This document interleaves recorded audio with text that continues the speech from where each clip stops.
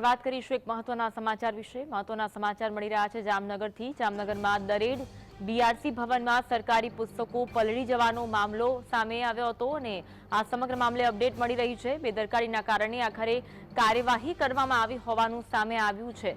સરકારી પુસ્તકો પલળી ગયા હતા, જે મામલે કાર્યવાહી થઈ છે। બીઆરસી કોઓર્ડિનેટર પ્રજ્ઞાબેન લીંબડની પ્રતિનિયુક્તિ રદ કરવામાં આવી। જિલ્લા પ્રાથમિક શિક્ષણ અધિકારી વિપુલ મહેતાએ મૂળ જગ્યાએ પરત મૂકવાનો પણ હુકમ કર્યો છે। કાર્યવાહી આ સમગ્ર મામલે કરવામાં આવી।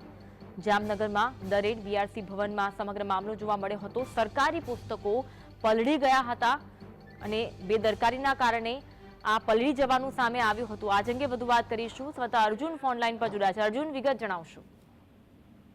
જામનગર દરેડ બીઆરસી ભવનમાં જે પુસ્તક પલળી ગયાનો મામલો છે તે ઘણા દિવસથી પેચીદો બન્યો હતો। જિલ્લા શિક્ષણ અધિકારી દ્વારા જે આખરે કાર્યવાહી કરવામાં આવી છે અને જે બીઆરસી કોઓર્ડિનેટર છે તે બીઆરસી કોઓર્ડિનેટર પ્રજ્ઞાબેન લીંબડ તેમની પાસેથી ચાર્જ પરત લઈ અને ફરીથી તેમને શિક્ષક જે હતા તેમની જગ્યાએ તેમને જે છે તે મૂકી દેવામાં આવ્યા છે।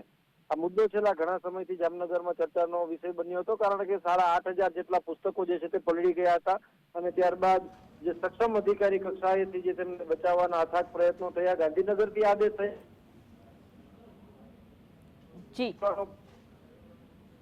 જી, આભાર અર્જુન, માહિતી આપવા માટે।